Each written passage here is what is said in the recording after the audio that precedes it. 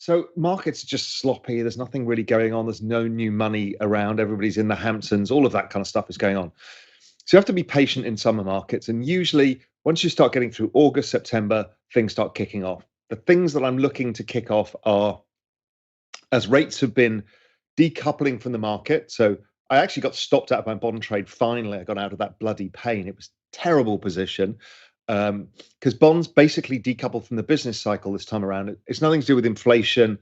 It's actually to do with liquidity. Fed because of how the Treasury are issuing so many new bonds to pay the interest on the bonds because rates are so high. They're doing it in the bills market. That's draining the reverse repo, but it's still flowing through into the rest of the bond market, and yields have been rising. That whole process has started pushing the banks lower again. So I'm keeping my precondition, but my view has been that we're likely to see the banks starting to fall. I'm looking at, for example, I put on Twitter, the long-term chart of Citibank looks like the cliff of death, looked like all of the European banks did.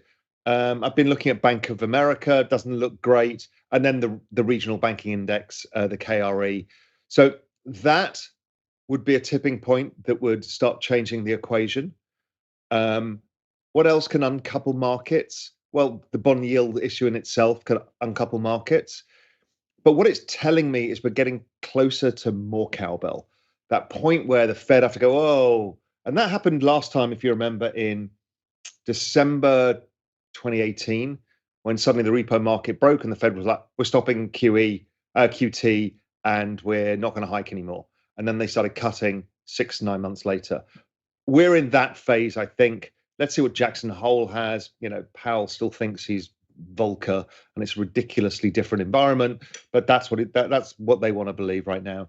So my guess is that the payback for this is I think they're going to undershoot inflation.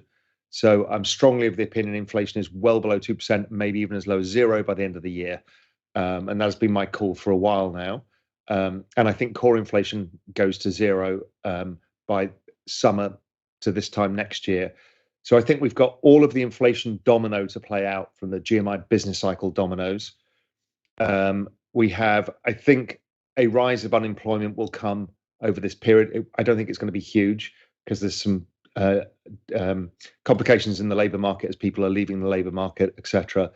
And I think rents are coming down, all of that stuff. So what we're likely to see is the Fed going, oh my God, sorry, we've undershot, which gives them the cover to cut rates, which they need to do because they cannot pay the interest on the debt at these levels ongoing. They've got about 13 trillion of debt to roll over plus new issuance.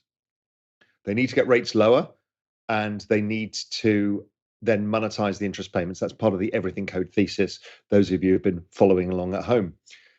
So the everything code thesis suggests that Q4 is going to be when this start of action starts happening, and we don't, maybe QT stops, maybe we get a rate cut, maybe we don't, but we start flagging it, and then we start to see, I think, another leg of the economic slowdown. I think we're actually bouncing out the forward-looking indicators of ISM, all of this stuff I've been talking about in pro macro on Real Vision.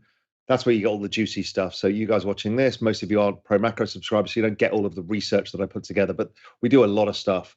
And that's suggesting that we are going to seeing a sharp economic rebound. That was forecasted by liquidity and the GMI Financial Conditions Index. It is starting to slow down a bit because of these yields and the dollar stabilizing. And so that suggests that Q1 next year, we might get a pickup in growth at the end of this year. Now, that won't come into GDP. GDP's lagged. Everything kind of lags in this. So GDP should be weaker in Q4. I know that the Cleveland Fed have this ridiculous 5.9% number. That'll go away. But we should see GDP low, but the forward-looking indicators, stuff like ISM, start to pick up. And then we might get another slowdown within Q1. But I think at that point, the market is more focused on the cowbell, more stimulus, etc. And then we're into the full election year. And the full election year is cowbell central. Because then you've got stimulus to try and bribe the voters, rate cuts to bribe the voters, the use of the balance sheet to try and not get the Treasury to to end up with ridiculous debts on their trying to issue ridiculous amounts of bonds and the market not being able to do it and crowding out the private sector. Sorry, I'm speaking very fast because there's a lot in the everything code and I can't really get it across in a very short thing. What are your top 3 trades? John Floyd. John, my trades, I'm not a trader really. I think you've probably figured that out by now. My time horizons are very long. So for me, it is number 1 crypto over my time horizon. Let's just use this business cycle, not even going further out. Let's say over the next into end of 2025, I think crypto is the best performing asset in the world. I think technology stocks are number 2, and number 3, tricky, could be something commodity related. Copper. Let's go with copper.